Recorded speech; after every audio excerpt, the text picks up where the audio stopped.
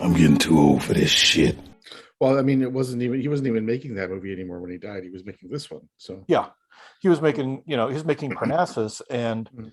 I don't know. I think, I think of actors who, you know, handle the acting remarkably well, but I don't think enjoy. If I were to be in that position of being successful and famous and rich and all of that, I'd be cool with being successful and rich, but being famous would probably drive me insane.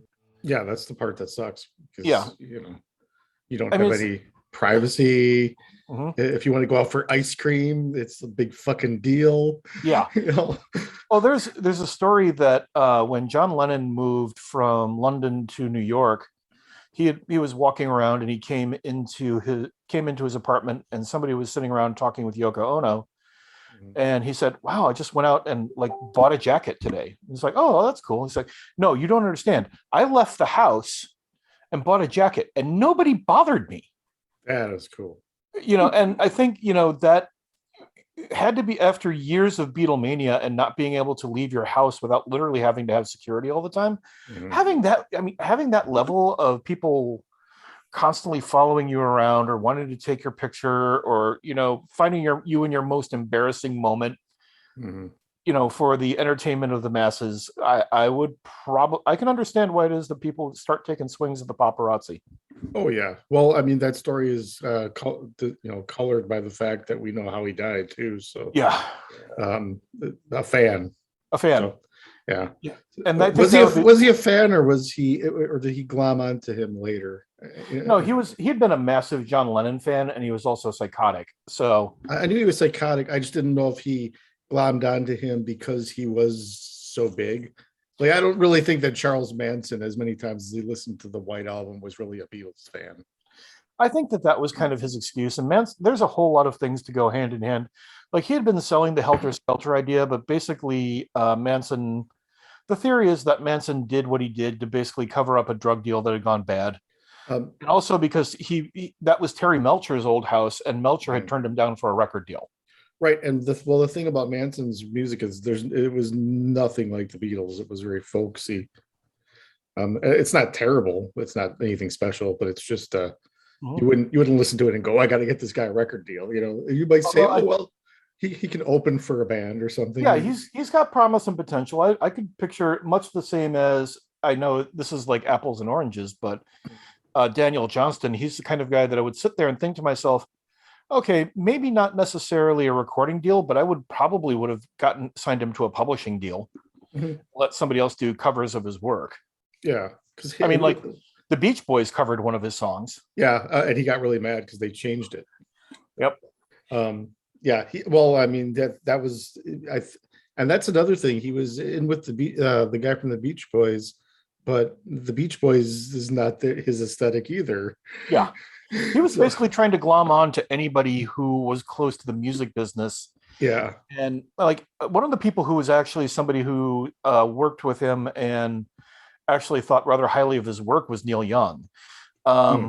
Okay, which, talk about He an should have went interesting. to he should have glommed on to Neil Young. Neil Young probably could have got him places. Yeah, I mean, Probably Neil when they Young had to does a deal lot. drugs and you know. Well, if at some point, think we should do a run of rock and roll films, but the Sound City documentary, there's a great moment where they were talking about Is one of the. that the Dave Grohl? Yep. Okay. Yep. Talking about how one of the first sessions they did at Sound City was Neil Young, and Neil's driving along in this old ass car with like smoke pouring out of it, and he's being followed by 4 Los Angeles police officers on an expired visa to come to the United States. So he was like, He's Canadian. I keep yeah, forgetting he's that. Canadian. He came from Vancouver, and somehow he managed to talk his way out of it. And I'm like, I don't know how you pulled that one off, but good luck on you, dude. Or my other favorite for getting away with talking the LA police out of like busting you. John Paul Jones told the story of driving, like, they just finished, Led Zeppelin had finished up a gig at the Forum in Los Angeles. And literally, John Bonham had just bought a Corvette Stingray Mhm.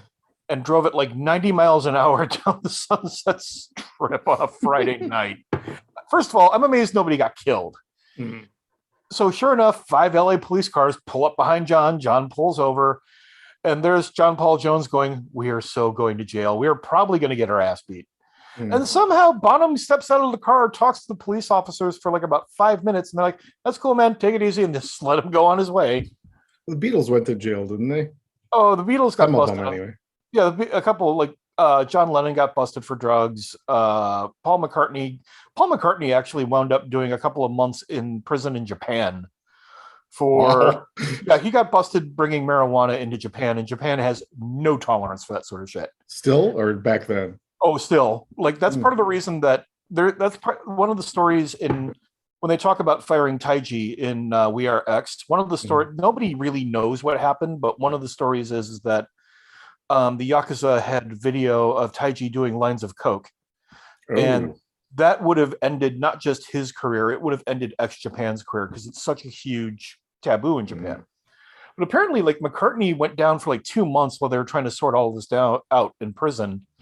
And at one point in time, he actually started making friends with some of the Yakuza and some of the other people there.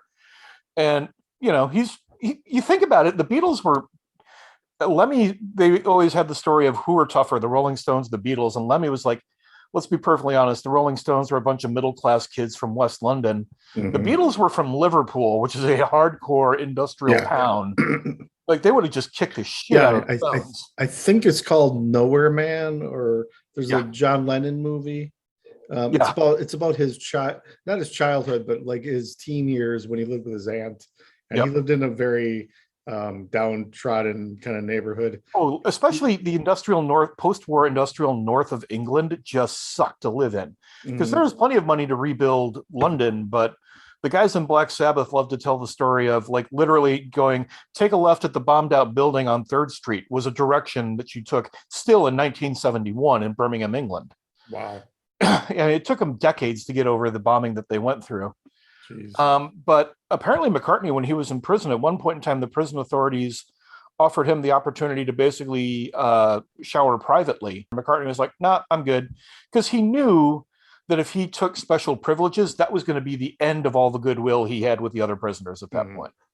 And it's a fascinating story to hear Paul talk about it, because he was like, he said it was weird because for the first couple of days, he was like, wow, this, you know, I'm in prison. This is not fun. And Japanese prisons just are terrible. But he said it was also the first time, he said, since like about 1962, where everything just stopped around him and he could just think. Be a person Be a person without having to deal with having to be that identity. Yeah.